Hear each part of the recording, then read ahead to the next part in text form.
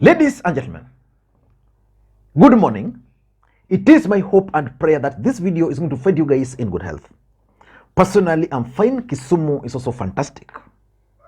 And for those who've been following this channel for a long time, I have always opined that in politics, there are only two constants. The first constant in politics is normally interest. As long as the interests of politicians can merge, they can always work together. And I've always given you three cases. After the 2017 general election, which was bitterly contested, nobody would have imagined that Uhuru and Raila would work together. But it took less than 5 months for the two politicians, to work together and start calling themselves my elder brother and younger brother. Nobody would have imagined that they would work together. Again, for those who follow politics, after the 2007 election, very few people would have imagined or would have expected Ruto and Uhuru Kenyatta to work together, especially after the ICC. As fate would have it, Uhuru and Ruto worked together. Again, the case of Kalonzo Musyoka and Raila Odinga in 2013. Nobody would have imagined that after the 2007 election, which Kibaki rigged Raila Odinga out and Kalonzo went and took the position of the vice president, nobody would have imagined that Kalonzo would actually become Raila Odinga's running mate in 2013. But that's politics. Their interests were merging. The second constant in politics is normally betrayal. Politicians betray each other every single day. And that's the order of the day. You saw how Uhuru Kenyatta promised to support Ruto. He didn't. You know, so many people have always betrayed each other. Aisha Jumwa, who was interviewed yesterday, actually became who she is because of Raila Odinga. But again, that's politics. But what has shocked me is Mutahi Ngunyi. Mutahi Ngunyi is one of the highly regarded political analysts in this country. Mutahi Ngunyi worked very closely with President Uhuru Kenyatta. Actually, the 2013 election, Kibaki supported Ruto and Uhuru. But Mutahi Ngunyi came up with a theory, the tyranny of numbers. That tyranny of numbers is what was used to justify the 2013 general election. Mutahi Ngunyi opined that as long as two tribes, which is the Kalenjins and the Kikuyus, can vote together, nothing can stop them. And why we call this a tyranny of numbers is because this election was won actually on December 18th. That's when it was conducted in 1 month, and the results were announced on December 18th, when IEBC closed the numbers, the voter registration, and said the following number of people have been registered. And some people slept through registration as they were doing razzmatazz on the streets, doing their rallies, while as others actually schemed through registration. That's the reason why some communities have registered very, very big numbers, and others have registered almost inconsequential numbers. And as a result, you can see that some community will actually tyrannize, if there is any word like that, the other communities during the voting process. The difficulty in this election is not who will win or who will lose. The difficulty in this election is in ensuring, especially for Raila, that Jubilee does not win this election round one. And I say so because when you look at the 50 plus 1% threshold, which is 7.1 million votes, and you look at the Jubilee support, which is 6.2 million votes, they are short of the threshold by only 980,000 votes, if voting will be 100%. Whereas if you look at the code, they are at 2.8 million. Ethnic blocks being the Kamba and the Luo. 2.8 million votes only. The difference is 4.3 million votes to reach the 50 plus 1%. And as fate would have it, that tyranny of numbers was used successfully. And of course, in 2017, it was now easy for them. Then after the 2017 election, Mutahi Ngunyi followed the same script. And he came up with a hustler narrative. That hustler narrative is actually what has propelled William Ruto to the presidency. And I believe in its power, and I'm actually a member of the Hustler Nation. If a chicken seller like William Ruto can become president, then the Hustler Nation is a secret to be discovered. Ruto is not ashamed of his past. He is not ashamed of his past as a chicken seller, as a hustler, and as a KYM. In fact, he carries these labels of shame on his shoulder with pride. And because of this, he will walk into the presidency as a former chicken seller, and he will represent our aspirations as a nation of hustlers with pride. His symbols of struggle are powerful, in my view. They give us hope. They instruct us not to be ashamed of who we are. If your father had no name, like William Ruto's dad, you can beat the odds and become president. But one thing was very clear, that after the fallout between Ruto and Uhuru Kenyatta, Mutahi Ngunyi stuck with Uhuru Kenyatta. And I've been going through his latest tweets recently, which I want us to look at. And I'm convinced that Mutahi Ngunyi has actually shifted, or is shifting his camp from Uhuru Kenyatta's den to William Samoei Arap Ruto. Let me begin by a tweet Mutahi Ngunyi posted on the 15th. On 15th, Mutahi Ngunyi made this post. Let me begin by 12th. On 12th of October, he said, "I'm suspicious of Baba Man and his silence. Or is he using the Napoleonic code? Never disrupt your enemy when he is destroying himself. Does Ruto have a plan?" 1 month after swearing in, he is still running the Uhuru government. Is this normal? So that was on 12th. When you come to 15th, Mutahi Ngunyi says, "Congratulations, my friend D. You chose functions over position. But I must caution you that the devil is alive and well.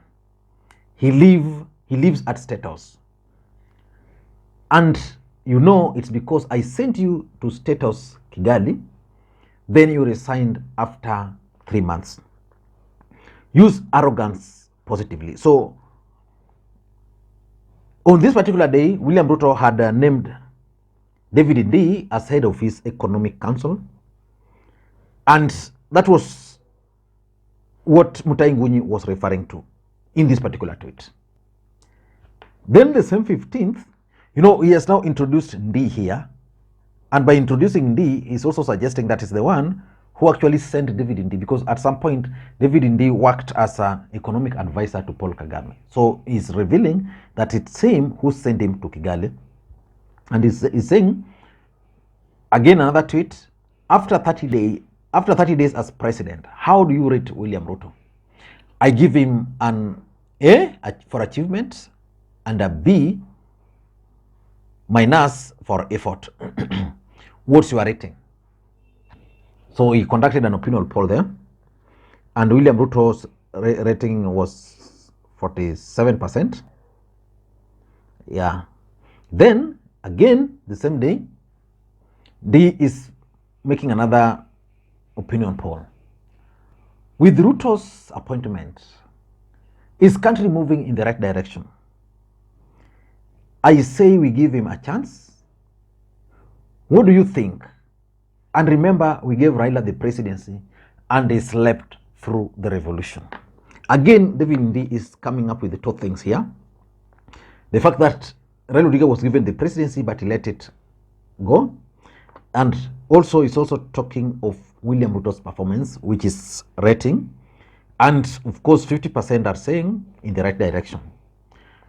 I'm reading for you that so that you can start understanding the change of tone in in Mutahi Ngunyi's tweet. On 17th, now he's posting something which is now telling, "Dear Kikuyus, I think you gambled well. You have 30% of government. Make use of the next 5 years. Ruto is a generous man." I mean, when he talks of Ruto being a generous man, it means the Kikuyus can always get what they want from him. Now, yesterday, which is now important, Mutahi Ngunyi is saying, to be fair to Ruto's cabinet nominee, hustlers despite poor leaders. They are inspired by stories of poor people who became millionaires. And to them, the end justifies the mean. This is the painful truth for earthlings. Take it or leave it. I agree with David Ndi. Again, he has tagged David Ndi, who now works with Ruto, and a person he had actually recommended to work somewhere. And from this alone, Mutahi Ngunyi is raising something which is very important, that the hustlers are really not concerned by poor leaders. They want rich people, but whose stories actually inspire them. And after that, he made another post. French philosopher Voltaire taught us this. I would rather be led by a lion than by 100 rats. The lions have money, and that's why the rats follow. This is the soul of the hustler's doctrine. So basically, it's now coming up with something to the effect that would rather follow a lion rather than 100 rats, because the lion has the money. Now, we are yet to arrive there. Then, another tweet. How do you flip from your own idea? I think some people had started questioning why is flip-flopping. Then he's now responding to them. How do you flip from your own idea? I created the Hustler Nation to defeat Raila, which is true.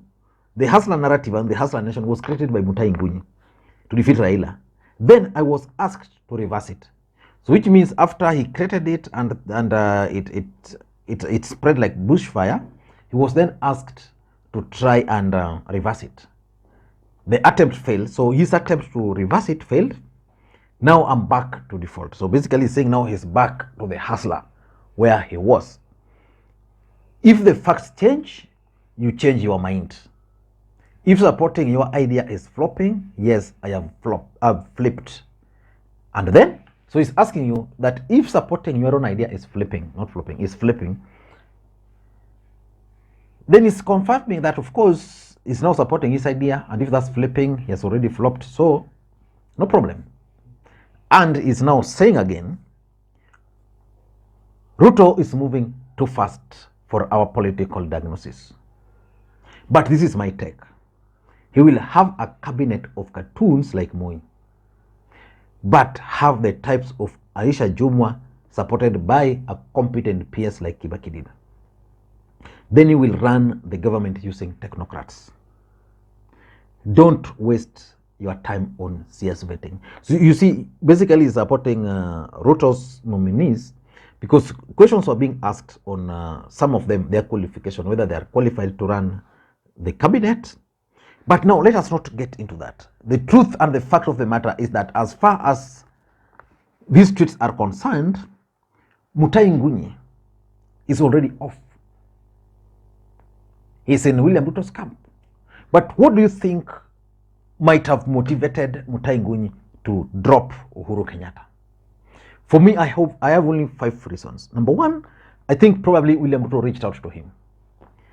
William Ruto has proved over time now that is a politician who reaches out to everybody. He's unlike Raila, he's unlike Uhuru. He's a guy who reaches out. Otherwise, you would not explain how someone like Eli Dowalo, who was William Ruto's main opponent when he was with Raila Odinga, can sit in cabinet. You know, there are people you'd not imagine would work with Ruto. He's working with them. So I think William Ruto has realized that Mutahi Ngunyi helped him create the hustler narrative. And again, Mutahi Ngunyi is a brilliant chap that you can't deny. Probably will be handy in shaping the messaging for the hustler nation. So I tend to think that maybe it's William Ruto himself who reached out to Mutahi Ngunyi, and Mutahi Ngunyi has now accepted to work with him. Number two, politics is also about interest. So I think Mutahi Ngunyi is also looking at his personal interest. You know, Mutahi Ngunyi was working at State House, very senior.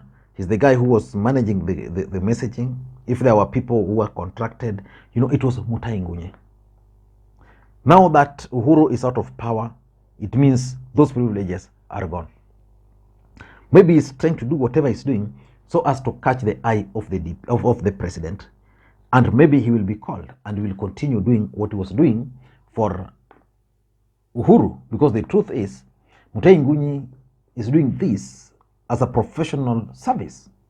And number three, I'm also persuaded that maybe his colleagues or friends like David Ndii persuaded him to think and join Kenya Kwanza. You see, if this guy persuaded Ndii to go and work in Rwanda with Kagame, because Mutahi Ngunyi was actually doing some work also for Kagame, then you can't rule out the possibility that after Ndii was appointed, probably he told Ruto, okay, let us bring Mutahi Ngunyi on board. And lastly, it could also signal the collapse of Azimio.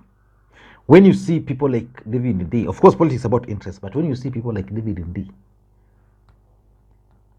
but when you see people like Mutahi Ngunyi, who are very close with Uhuru Kenyatta leaving, it means there is something somewhere which is not right.